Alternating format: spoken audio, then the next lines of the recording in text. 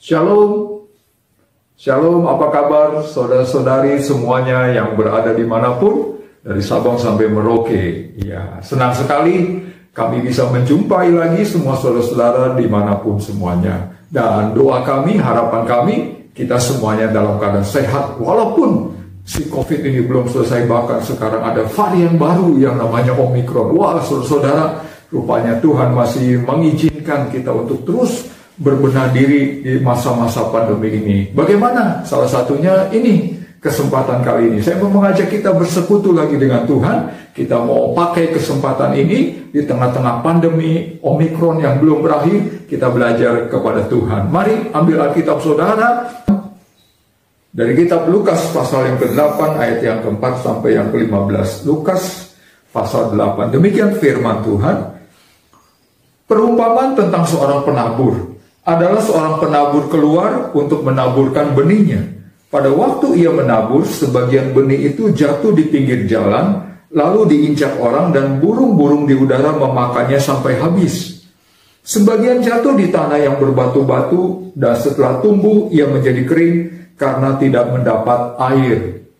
Sebagian lagi jatuh di tengah semak duri, dan semak itu tumbuh bersama-sama dan menghimpitnya sampai mati. Dan sebagian jatuh di tanah yang baik, dan setelah tumbuh berbuah 100 kali lipat. Setelah berkata demikian, Yesus berseru, siapa yang mempunyai telinga untuk mendengar, hendaklah ia mendengar, dan seterusnya. Saudara, saya tidak membacakan sampai habis karena hanya mau mengupas ayat-ayat yang telah saya bacakan tadi. Saudara, begini firman-Nya, temanya adalah bicara tentang 4 macam orang Kristen. Mari kita lihat satu persatu begini, saudara-saudara. Ya, di dalam Lukas pasal 8 tadi, di ayat yang ke-5 sampai dengan yang 15 tadi jelas dikatakan di sana bahwa ada benih, ada seorang penabur menabur benih. Lalu benih itu jatuh, ada yang di pinggir jalan, ada yang di tanah berbatu, ada yang di semak duri, dan ada yang di tanah yang subur atau tanah yang baik. Nah, saudara yang dikasih Tuhan, artinya ada 4 jenis di sana, saudara. Ya, ada 4 jenis di pinggir jalan, berbatu-batu, di semak duri, dan di tanah yang subur atau tanah yang baik. Nah, inilah yang menggambarkan kekristenan seseorang, saudara-saudara. Mari kita kupas satu persatu, saudara. Pertama, di pinggir jalan. Di pinggir jalan di sana dikatakan di dalam Matius 13 ayat 19. Apa maksudnya di pinggir jalan? Kepada setiap orang yang mendengar firman tentang kerajaan surga, tetapi tidak mengerti, datanglah si jahat dan merampas yang ditaburkan dalam hati orang itu. Itulah benih yang ditaburkan di pinggir jalan. Jadi pengertian benih yang ditabur di pinggir jalan itu artinya benih itu seumpama orang mendengar firman lalu tidak mengerti. Karena tidak mengerti, diambil sama si iblis, diambil oleh burung, sehingga benih itu hilang. Saudaraku yang dikasihi Tuhan, apa maksud lebih jauhnya? Apa yang dimaksud dengan tidak mengerti? Tidak mengerti artinya orang yang tidak benar-benar paham akan firman Tuhan, akan prinsip kekristenan, terutama dasar-dasarnya. Saudara-saudara masih mengingat cerita tentang Nikodemus. Ketika Nikodemus, seorang pemimpin agama, bertemu dengan Yesus. Lalu Nikodemus berbicara tentang prinsip-prinsip keagamaan. Lalu kata Yesus, jikalau seorang tidak dilahirkan kembali dari air dan roh, ia tidak bisa masuk ke dalam kerajaan Allah. Nah, Nikodemus tidak mengerti bagaimana harus dilahirkan kembali. Tuhan, saya sudah tua. Apakah saya harus masuk ke dalam rahim ibu saya lagi? Saudara, ini artinya Nikodemus tidak mengerti. Dan bukan hanya Nikodemus, ada banyak orang Kristen di zaman ini, masih banyak yang belum mengerti akan prinsip-prinsip kekristenan. Salah satunya bicara lahir baru. Kekristenan bukan karena kita dilahirkan di keluarga Kristen lalu otomatis kita Kristen.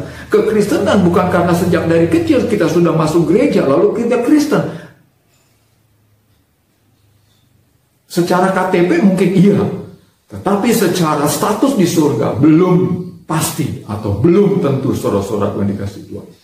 Kekristenan adalah orang yang sungguh-sungguh telah bertobat, lahir baru, dilahirkan kembali dari air dan roh. Di dalam hatinya ada Roh Kudus, ada Roh Kristus Itulah yang disebut dengan orang Kristen. Itu salah satu prinsip dasar. Apakah saudara dengan saya ada di dalam kategori jenis yang pertama ini di pinggir jalan? Saudara, mari, kalau belum mengerti, mari saudara-saudara ambil langkah. Cepat hubungi pemimpin atau pembina rohani saudara. Banyak belajar, banyak bertanya, supaya kita jadi mengerti dan supaya kita bisa masuk ke dalam kerajaan surga.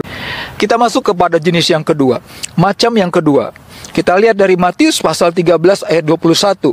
Demikian firman Tuhan. Benih yang ditaburkan di tanah yang berbatu-batu ialah orang yang mendengar firman itu dan segera menerimanya dengan gembira.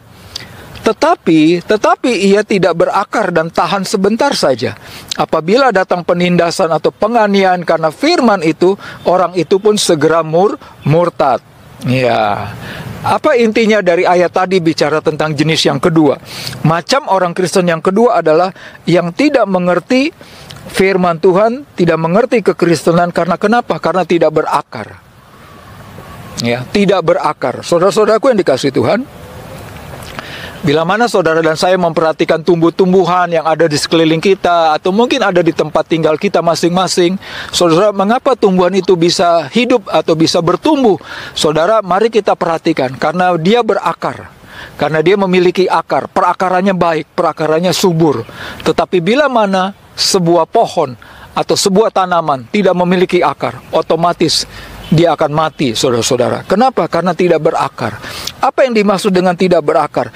Tidak berakar artinya kita tidak sungguh-sungguh hidup di dalam Tuhan Yesus. Kita tidak sungguh-sungguh tinggal di dalam Tuhan Yesus. Ini yang dimaksud tidak berakar. Kalau tadi jenis yang pertama, tidak mengerti, artinya betul-betul tidak mengerti kekristenan sama sekali.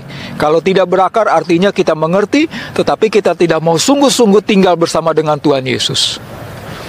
Nah, ini macam yang kedua, saudara-saudara. Dan ini pun bahaya bagi kita. Kenapa? Karena lambat atau cepat, maka perlahan-lahan namun pasti kita akan juga mengalami kematian, yaitu kematian rohani, dan hidup kita akan tidak bertumbuh. Saudara-saudaraku yang dikasihi Tuhan, persoalannya, mengapa bisa sampai terjadi begitu? Mengapa bisa sampai terjadi tidak berakar? Yang pertama saya perhatikan di dalam Alkitab. Yang pertama, yang jelas sama seperti tadi tidak mengerti karena kita mengeraskan hati. Sama, saudara-saudara. Alasan poin yang pertama, macam yang pertama dengan macam yang kedua, karena kita tidak mengerti, karena kita mengeraskan hati dan kita belum mau bertobat. Yang kedua, yang seperti tadi saya katakan, tidak melekat sungguh-sungguh, tidak melekat atau tidak sungguh-sungguh tinggal di dalam Tuhan. Kekristenan kita hanya pakai pada waktu hari Minggu, kita datang ke gereja. Kekristenan kita mungkin pada waktu kita pakai pada saat kita mau berdoa makan. Kekristenan kita mungkin hanya kita pakai, hanya kita gunakan pada saat-saat tertentu, acara-acara ritual keagamaan, hari Natal, hari Paskah. Tapi di luar acara ritual keagamaan, kita tidak sepenuhnya mengatakan atau beranggapan atau menggunakan bahwa kita orang Kristen, kita tinggal bersama dengan Tuhan Yesus, melekat dengan Tuhan Yesus. Saudara-saudaraku yang dikasihi Tuhan, apakah saudara dan saya mau rindu menjadi jenis atau macam yang kedua ini? Pastinya tidak, bukan? Macam yang ketiga, kita lihat dari Lukas 8 ayat yang ke-14. Demikian firman Tuhan. Yang jatuh dalam semak duri ialah orang yang mendengar firman itu, dan dalam pertumbuhan selanjutnya mereka terhimpit oleh kekhawatiran dan kekayaan dan kenikmatan hidup, sehingga mereka tidak menghasilkan buah yang matang. Nah, saudara, ini jenis yang ketiga, saudara-saudara. Dia sudah mulai tahu kekristenan, dia mulai dekat sama Tuhan, tapi kemudian terhimpit. Ya, Alkitab jelas mengatakan, Lukas pasal 8 ayat 14, dia terhimpit, dia mulai terhimpit. Apa itu terhimpit? Dia mulai tergoda, dia mulai tergoyahkan, dia mulai terdesak, dia mulai bimbang, dia mulai ragu dengan apa? Kekhawatiran, kekayaan, dan kenikmatan hidup duniawi. Dan akhirnya kekristenannya pun mati, dan akhirnya kekristenannya pun padam. Saudara-saudara, mengapa? Karena dia mulai terhimpit. Di dalam realita kehidupan ada banyak orang-orang Kristen macam ini atau jenis seperti ini, saudara-saudara. Ya, awal-awalnya ikut Tuhan sungguh-sungguh. Awal-awalnya ikut Tuhan mau serius. Tetapi kemudian ketika mulai diberkati oleh Tuhan, ketika mulai dia jadi kaya, ketika dia mulai jadi berkembang tokonya, usahanya, ketika karirnya mulai naik, dia mulai meninggalkan Tuhan, lama-lama meninggalkan Tuhan. Itu yang disebut namanya terhimpit oleh kekhawatiran, terhimpit oleh kenikmatan hidup duniawi. Saudara-saudaraku yang dikasihi Tuhan, nah, jenis yang ketiga ini yang paling banyak di dalam kehidupan ini, saudara-saudara. Terutama dalam konteks kita, umat Tuhan, orang-orang Kristen, saudara-saudara. Seringkali pada waktu kita susah, pada waktu kita bergumul, pada waktu kita miskin, kita datang dekat sama Tuhan. Tapi waktu kita mendapatkan berkat-berkat Tuhan yang banyak, kita mulai lupa sama Tuhan. Kita mulai meninggalkan Tuhan dan tergoda oleh kenikmatan hidup duniawi. Apakah jenis ini juga dialami oleh saudara atau saya? Atau maukah kita menjadi jenis yang seperti ini? Kita masuk kepada poin yang keempat. Di dalam Lukas pasal 8 di sana dikatakan ada benih yang ditabur di tanah yang subur atau di tanah yang baik. Saudara, mari kita melihat di dalam versi Matius pasal 13 ayat 23. Apa di sana dikatakan? Yang ditaburkan di tanah yang baik ialah orang yang mendengar firman dan mengerti. Dan karena itu ia berbuah. Ada yang 100 kali lipat, ada yang 60 kali lipat, dan ada yang 30 kali lipat. Saudara-saudaraku, jelas bahwa sekali lagi di dalam kehidupan kekristenan kita, perjalanan kekristenan kita harus ada yang namanya berbuah. Ya. Pertanda suatu pohon itu baik adalah ketika pohon itu menghasilkan buah. Demikian juga dengan kehidupan, demikian juga dengan kekristenan kita. Saudara-saudara, bahwa kekristenan kita maju, bahwa kekristenan kita sehat, itu harus ada buahnya. Itu indikator yang paling kuat, dan ini Alkitab yang mengajarkan. Artinya tidak akan pernah salah, saudara-saudara. Ya, saya berkata-kata, saya mengajarkan ini karena Alkitab berkata demikian. Saudaraku yang dikasihi Tuhan, tetapi ada banyak di dalam kehidupan kita. Apakah kita sudah berbuah? Ya, ini jenis yang keempat, saudara-saudara. Ya, sudah lama bertahun-tahun ikut Tuhan, sudah percaya kepada Tuhan, sudah rajin ke gereja, namun belum berbuah. Harusnya dia berbuah, saudara-saudara. Ya, dan ini poin yang keempat ini atau jenis orang yang keempat ini yang sangat-sangat luar biasa. Seharusnya, saudara-saudara, ya, harus ada buahnya. Tuhan mau hidup kita berbuah, saudara-saudara. Tahun ini, di tahun yang baru ini, hidup kita harusnya lebih lagi menghasilkan buah. 30 kali lipat, 60 kali lipat, atau bahkan 100 kali lipat, saudara-saudara.